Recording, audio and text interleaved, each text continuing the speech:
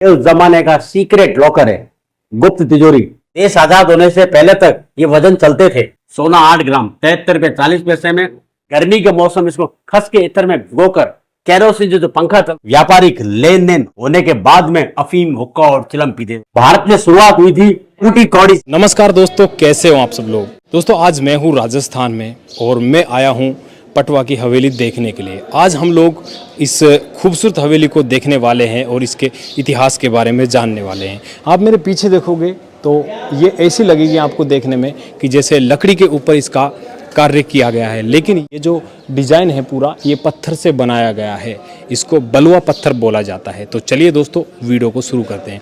दोस्तों आप लोगों से एक विनती है, दोस्तों आप लोग वीडियो तो देखते हो लेकिन आप चैनल को सब्सक्राइब नहीं करते हो, तो प्लीज़ आप लोगों से मेरी रिक्वेस्ट है आप लोग चैनल को सब्सक्राइब करिए और इस वीडियो को पूरा देखना। आप लोगों को इस हवेली के बारे में पूरी जानकारी मिलेगी, बहुत मज़ा आएगा इतिहास देखने में और पुराने टाइम की चीज़ें आप लोगों को देखने में। तो चलिए वीडियो को शुरू करते हैं। मेरा नाम ललित मालपानी है, यहाँ का पटवा हवेली का लोकल गाइड हूँ। जो आप पटवा हवेली के जो देख रहे हो, जो पटवा सेठ जी ने अपने 5 बेटों के लिए हवेलियों का निर्माण करवाया था। जो पहला हवेली जो प्रेजेंट के अंदर कोठारी परिवार इसका मेंटेनेंस कर रही है, तो पटवा खानदान से ये हवेली उन्होंने 1960 के एवरेज में खरीद लिया था। तब इस बिल्डिंग का नाम पड़ा कोठारी पटवा हवेली, पहला हवेली।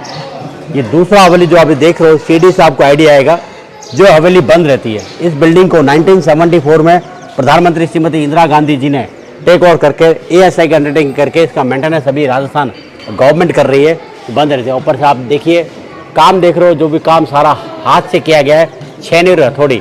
इसके अंदर हिंदू और मुस्लिम दोनों का आर्ट दिखा हुआ है। मुस्लिम और हिंदू दोनों कारीगरों ने मिलकर बनाया गया है। चांद देख रहे हो, मुस्लिम आर्ट। नीचे देखो लोटस देख रहे हो आपको, हिंदू आर्ट। मोर पंख भी है, मोर भी बने हुए, ये पूरा हिंदू आर्ट इसके अंदर हुआ करता है।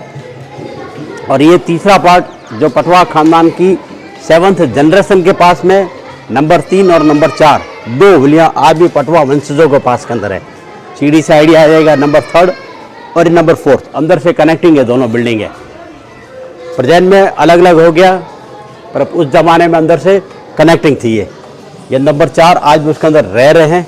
और ये नंबर 5 जो 1974 में इस बिल्डिंग को भी इंदिरा गांधी जी ने टेक ओवर करके ASI की अंडरटेकिंग कर दिया। इसका मेंटेनेंस राजस्थान गवर्नमेंट कर रही है।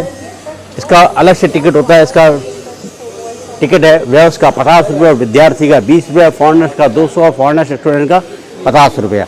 पर ये हवेली नीचे से लगा कर ऊपर तक आपको एक खाली हवेली मिलेगी।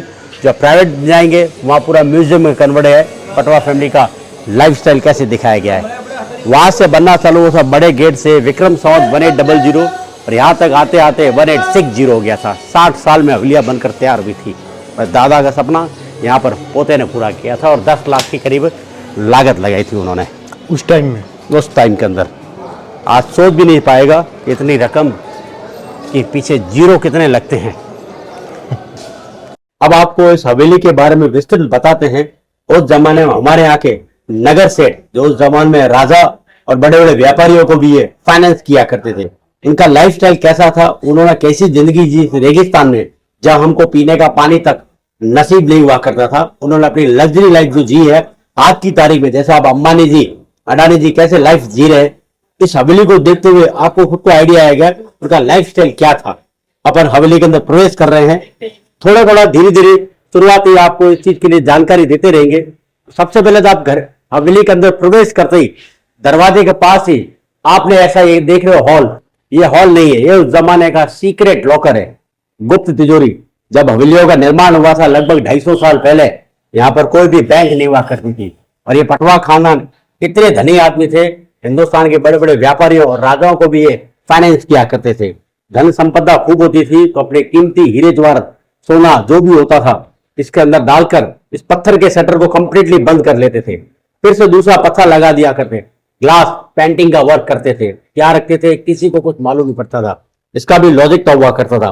उस जमाने में चोर नहीं हुआ करते थे, उस जमाने में लुटेरे होते थे, डाकू या लुटेरे होते थे। तो कैसे उनको लूट के जावे, दरवाजे को तोड़ते थे। तोड़ने के बाद सीधा घर के अंदर जाते थे, वो हवेली के अंदर जाते थे। तो उनको ये नहीं मालूम पड़ता था कि जहां हमने दरवाजे को तोड़ा है वही कीमती खजाना वहीं पर ही छोड़ा है। ये लॉजिक का इसी कारण था। ये मारवाड़ी है ना, बहुत चतुर आदमी होता है। जहाँ दुनिया की सोच खत्म हो जाती है वहां से मारवाड़ी सोचने की शुरुआत करता है। ये कांच आप देख रहे हो साधारण कांच नहीं है, ये बेल्जियम देश से कांच मंगाए गए हैं। उस जमाने में दुनिया में एकमात्र देश था बेल्जियम जिसका ग्लास आज भी पूरी दुनिया का नंबर 1 है। कांच का काम इसके लिए होता था, ये पिलर पर आप देख रहे हैं एक दीपक स्टैंड, यहाँ पर एक दीपक जलाते थे, दीपक की रोशनी इस कांच पर पड़ती थी और रिफ्लेक्ट के हिसाब से वापस कमरों के अंदर रोशनी हो जाती थी। हवेली का मतलब यही होता है, जो आप लॉट ऑफ कांच का काम देखेंगे। और जो बाहर साइड आप जो व्यू देख रहे हो, ये बाहर साइड व्यू देख रहे हो, हवेली राजा के घर को तो अपन महल पैलेस गढ़ कहेंगे, पर एक व्यापारी के घर को हवेली कहेंगे। तो बहुत बड़ा बिल्डिंग होगा, लॉट ऑफ कार्विंग होगी, बिल्डिंग ये सारी इंटरलॉक सिस्टम से बना हुआ है। सीमेंट, चूना, पानी बिल्डिंगों के अंदर इस्तेमाल नहीं किया गया है, पत्थर को पत्थर इंटरलॉक कैसे होते हैं, तो आप हवेली के अंदर जैसे जैसे जाएंगे आपको इंटरलॉक भी देखने को मिलेगा। प्रेजेंट में इस हवेली को कहते हैं कोठारी पटवा हवेली। आप यह देख रहे हो सामने श्री जीवनलाल जी कोठारी, ये बाईकाट माहेश्वरी परिवार है। इन्होंने पटवा खानदान से 1960 के एवरेज में ये हवेली कहते हैं लगभग 60,000 में खरीद लिया था। हवेली के अंदर प्रवेश करते ही आपने देखा सीक्रेट लॉकर, और प्रवेश द्वार के सामने उन्होंने अपना फैमिली मंदिर बना दिया, क्योंकि कोई भी व्यक्ति, कोई भी व्यापारी, बाहर का सदस्य कोई भी घर में प्रवेश करे तो पहले भगवान के दर्शन हो। इसमें आपको 2 भगवान दिखाए गए, एक तो पार्श्वनाथ भगवान जी और एक गणेश जी। पार्श्वनाथ भगवान जी जो पटवा जो मेन सेठ थे वो जैन परिवार थे। गणेश जी हमारे यहाँ के जैसलमेर के जैन परिवार भी गणेश जी को खूब मानते हैं। और ये मेन गणेश जी दिखाया गया है कोठारी परिवार, जिन्होंने इस हवेली को खरीदा था वो कोठारी बाईकास्ट माहेश्वरी परिवार। और आप नीचे से गौर से देखो, टेम्पल के अंदर कभी भी आओगे आप गौर से इसमें देखना, इसके अंदर नीचे नाम दिया है ट्रैवलिंग टेम्पल। ट्रैवलिंग टेम्पल कहने का मतलब ये होता था, ये पटवा खानदान जैन कम्युनिटी थी, और जैन ये कहीं भी जब इनका व्यापार था, इनका व्यापार था सिल्क रूट के अंदर, यहां से सिंध, अफगानिस्तान और चाइना के करीब लगभग 350 दुकानों के मालिक थे। दिन की शुरुआत अपने भगवान की पूजा अर्चना करने के बाद में करते थे। सूर्योदय से लगाकर सूर्यास्त तक ये अपना सफर करते थे। व्यापारी कारवां लेके चलते थे, कैमल के कारवां द्वारा, जहां सूर्यास्त होता था वही अपना मुकाम कर अगले दिन की शुरुआत करते थे। और अगले दिन की शुरुआत अपने भगवान की पूजा अर्चना करने के बाद में वो करते थे। रुपया कैसे बनाए? लोग बोलते हैं पीतल का, लोहे का, कांसा का, चांदी का, हर प्रकार का, पर रुपयों की पद्धति तो आप देख रहे हैं। आप यहां पर देखेंगे भारत में शुरुआत हुई थी फूटी कौड़ी से। आज भी अपन किसी को कहते हैं ना, मैं तेरे को फूटी कौड़ी भी नहीं दूंगा। कौड़ी से बना है दमड़ी। हमारे मारवाड़ियों के बारे में कहावत बनी हुई है कि मारवाड़ी इतना गरीब आदमी होता है उसकी चमड़ी जावे पर मारवाड़ी की दमड़ी न जावे। दमड़ी से कन्वर्ट हुआ ठेला, इसके भी बारे में कहावत बनी हुई है कि ठेले का काम भी नहीं करती हमारी बहू, बड़ी निठल्ली और कामचोर हो चुकी है। फिर पाई, ठेला कन्वर्ट हुआ पाई। सभी कहते हैं ना पाई पाई का हिसाब रखूंगा। पाई कन्वर्ट हुआ पैसा के अंदर, पैसा सभी लोग करते हैं। पैसा कन्वर्ट हुआ आना के अंदर, 16 आना सत्य बात है। वो आज भी कहते हैं ना 16 आना, और आना से 1 रुपया बना है। ये अपने 1 रुपए की पद्धति प्राचीन भारत का इतिहास है रुपए का। आप ये देखिए, नजदीक से आएंगे आप देखेंगे इसमें लिखा हुआ है ताजीरात हिंद 1860 के अंदर मध्य प्रदेश के छिंदवाड़ा में। इस लॉ को लिखा था वकील मथुरा प्रसाद जी ने।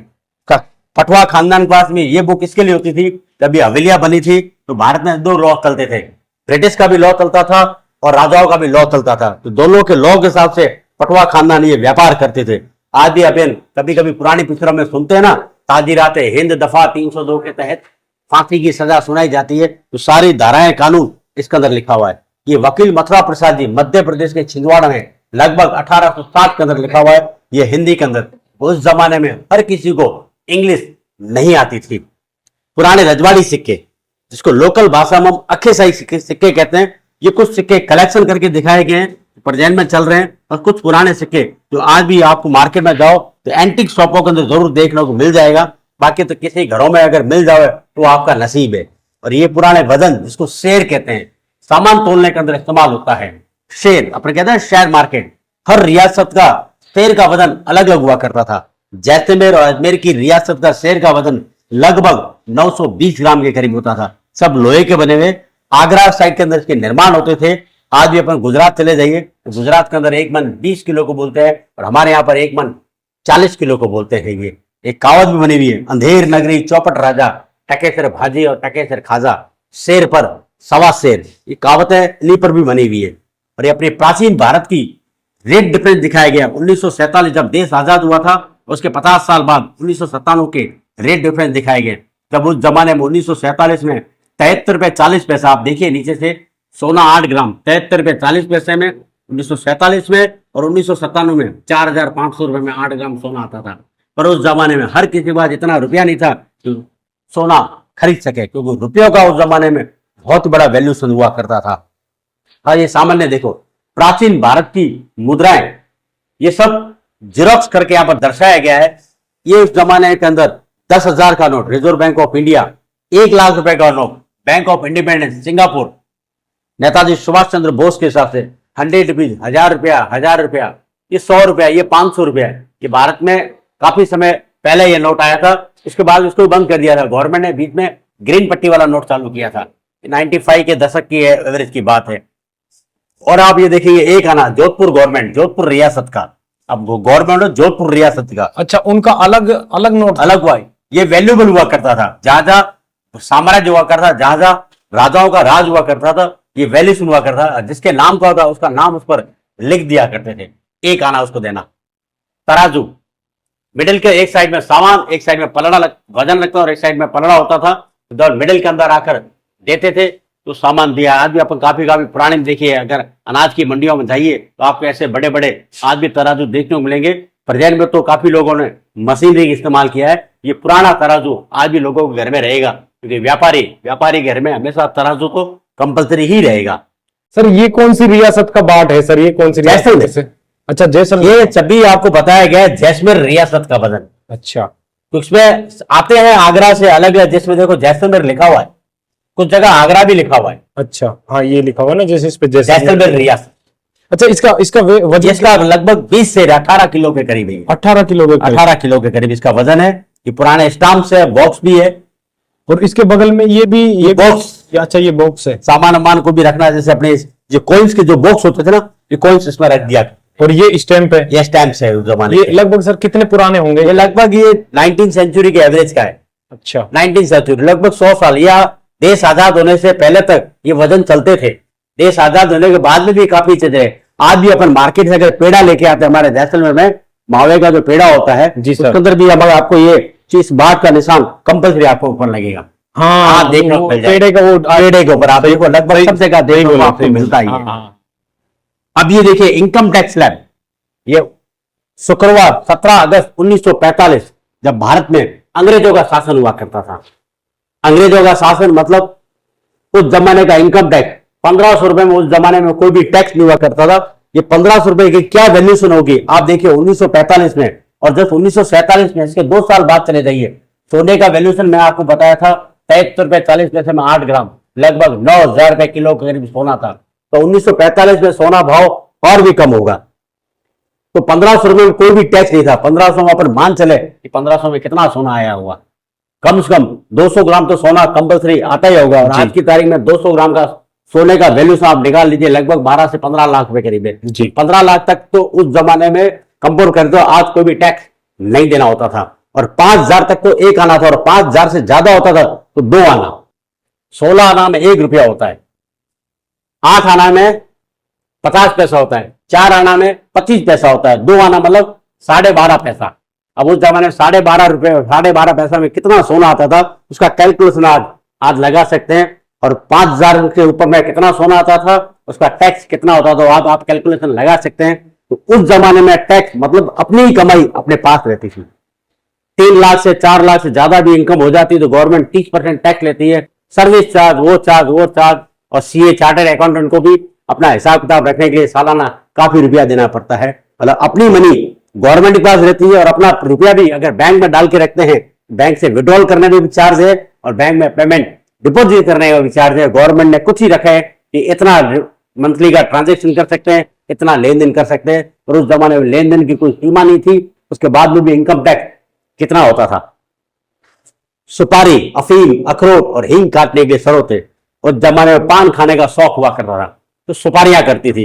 आज तो हंसी मजाक की मैं आपको बात कर रहा हूं, क्योंकि हर आदमी का अपना अपना एक ब्रांड है।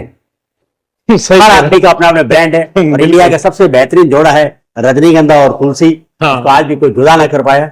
हर आदमी का जो गुटखा खाता है वो अपना अपना अलग अलग ब्रांड होता है। अभी प्रेजेंट में हमारे यहाँ पर विमल पान मसाला की भी शूटिंग हो चुकी है। अच्छा। पटवावली क्षेत्र की जो गली के अंदर देखोगे, अजय देवगन, टाइगर श्रॉफ और शाहरुख खान, तीनों का ऐड आप कंटिन्यूस अपनी टीवी के अंदर आप देख सकते हैं। ये सर अलग अलग अलग डिजाइन अलग बने हुए प्रकार हैं। डिजाइन समय के हिसाब से आते गए थे।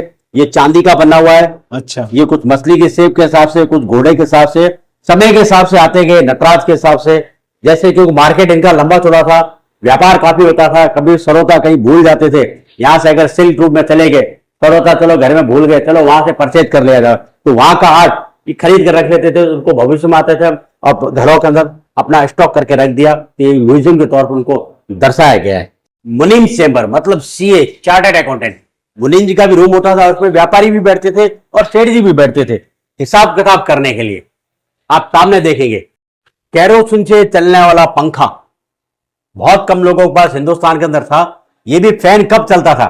जब व्यापारी आता था तब फैन का इस्तेमाल करते थे, अन्यथा फैन का इस्तेमाल नहीं करते थे। नहीं, फैन का इस्तेमाल करने देखो धन की देवी लक्ष्मी माता जी हिंदू शास्त्र में बेचारी एक बार याद आती है धनतेरस के एवरेज में, बाकी तो लक्ष्मी माता जी को सभी लोग भूल जाते हैं।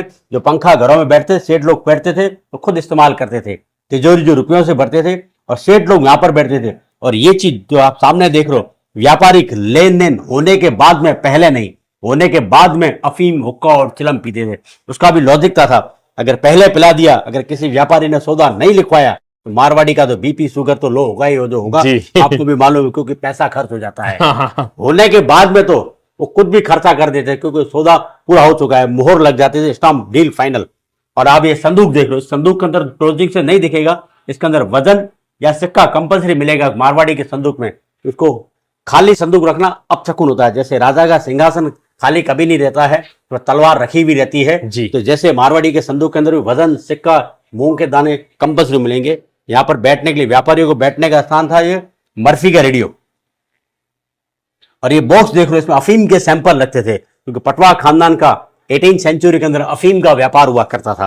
अफीम उस जमाने में लीगल बिजनेस था। अफीम के साथ में मसाला, सोना चांदी, कपड़े, इत्र, नील, हींग का व्यापार करते थे।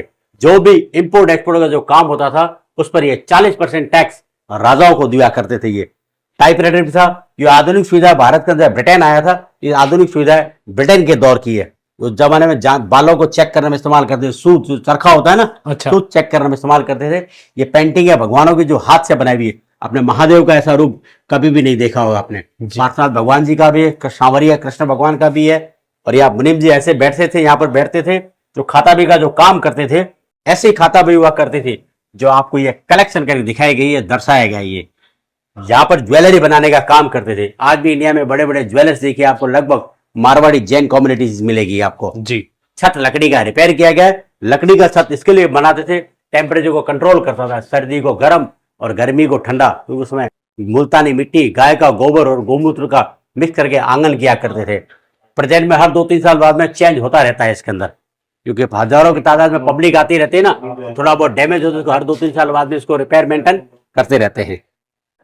आप ये नजदीक से देखेंगे, फैन हाथ से बनाए हुए फैन है।